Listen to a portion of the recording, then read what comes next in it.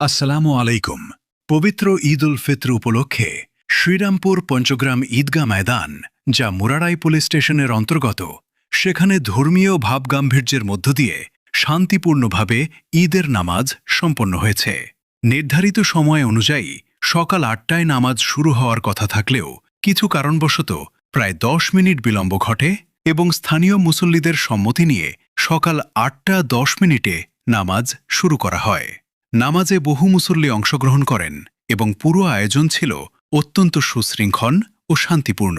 নামাজ শেষে সবাই একে অপরকে ঈদ মোবারক জানিয়ে শুভেচ্ছা বিনিময় করেন এবং দেশ ও জাতির শান্তি ও সমৃদ্ধি কামনায় বিশেষ দোয়া করা হয়।